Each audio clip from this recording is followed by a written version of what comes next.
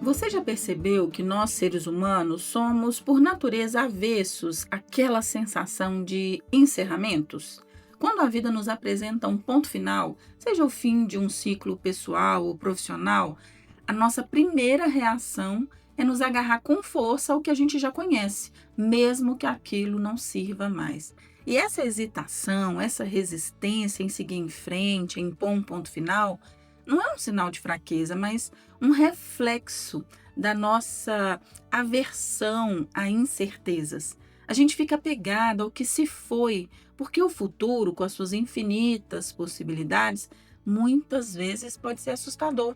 A grande pergunta que paira cada vez que um ciclo se encerra é: por que é tão difícil soltar a corda? Por que é tão difícil fechar essa questão? E como podemos, de fato, nos soltar sem nos sentirmos perdidos nesse processo? E a resposta para nos tornarmos uma versão mais autêntica e completa de nós mesmos pode ser muito mais leve do que tem sido para você. Você quer encerrar ciclos, conseguir crescer e recomeçar? Fica comigo até o final desse podcast que vão ter muitas dicas boas por aí.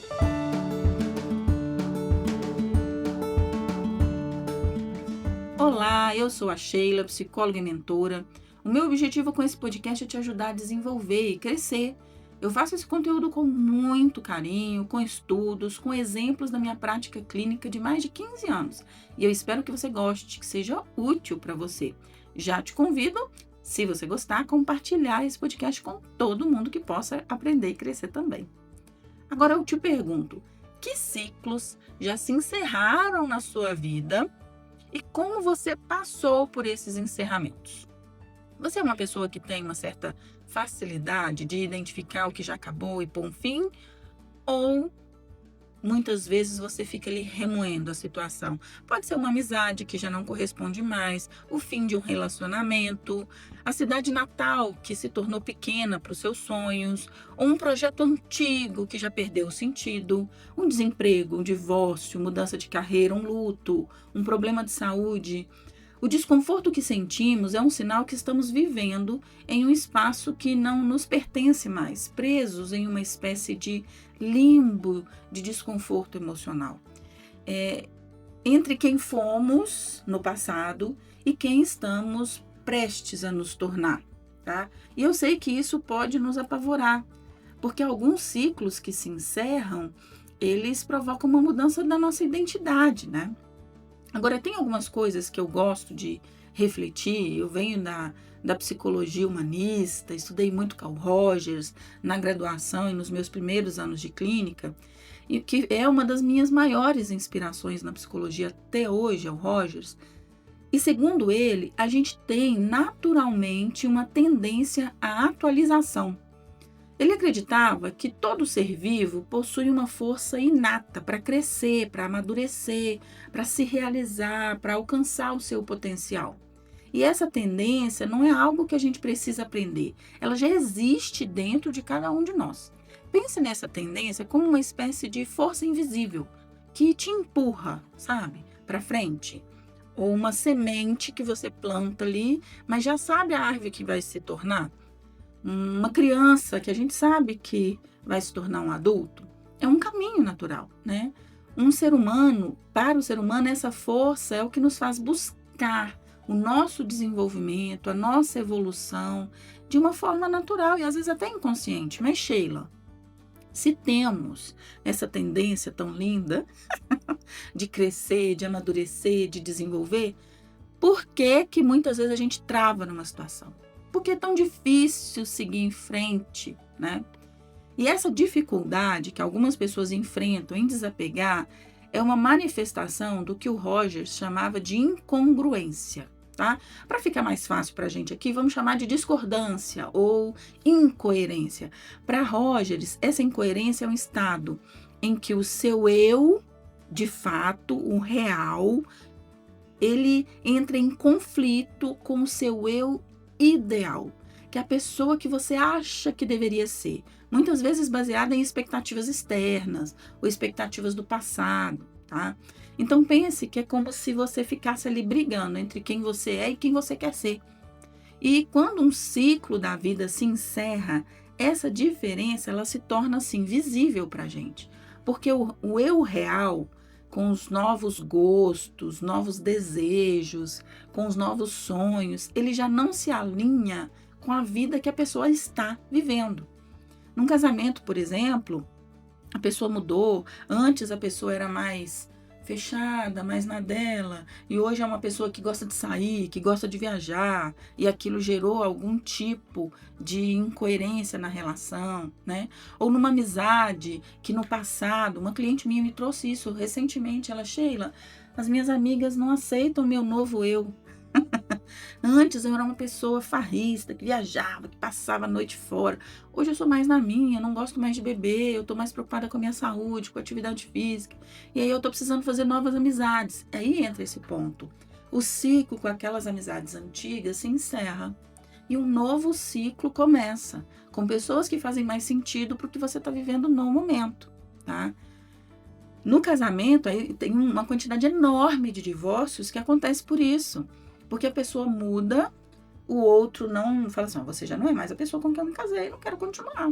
E o ciclo se encerra.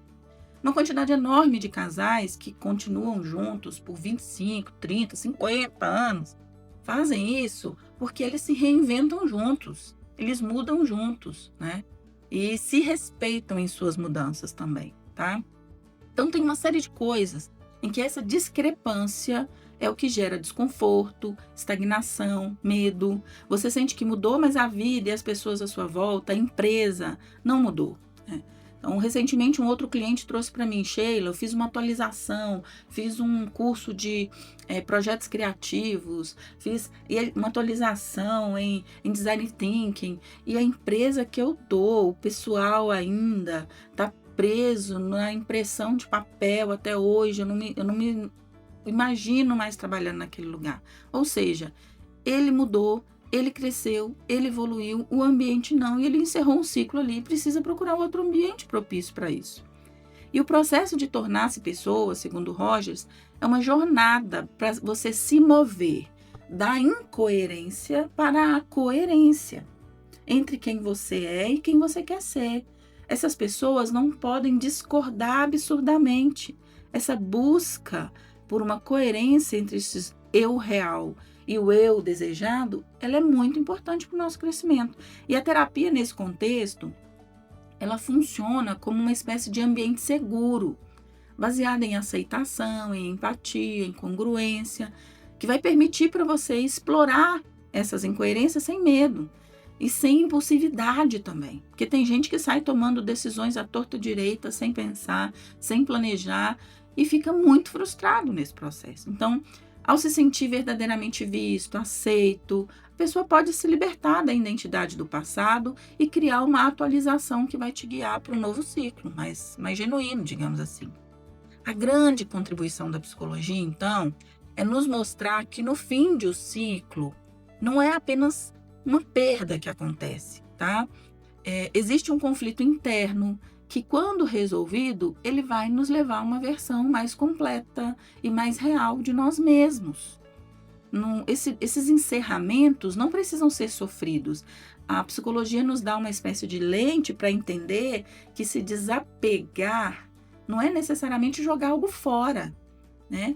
Mas abrir espaço para que algo novo também possa surgir. Então, imagine que uma pessoa, após décadas em uma profissão, percebe que não tem mais sentido naquilo. Acabei de dar o exemplo aqui de um cliente. Essa sua tendência, a sua atualização, essa força inata que empurra para o crescimento, vai exigir uma mudança. No entanto, a sua identidade de profissional de sucesso, que está ligado àquilo que já conquistou, fica ali relutante, né? Então, isso acontece muito, mas muito. Pensa, recentemente atendi uma pessoa, um médico, anos de atendimento em hospital, cirurgião e tal, fala, não quero mais essa vida. Mas as pessoas me conhecem por isso. Eu fiz nome com isso. Como que vai ser eu em uma nova carreira, começando do zero? E aí a pessoa fica apavorada, né? Mas não precisa ser assim. Essa coerência entre quem você quer ser e quem você é, ela vai sendo construída, tá? Aquilo que a mente acredita que gera pânico, estagnação, isso pode ser trabalhado. O ciclo pode ser fechado com aprendizados para que a pessoa consiga criar um novo espaço, tá? E não vai ser de um dia para o outro, vai ser um processo, tá?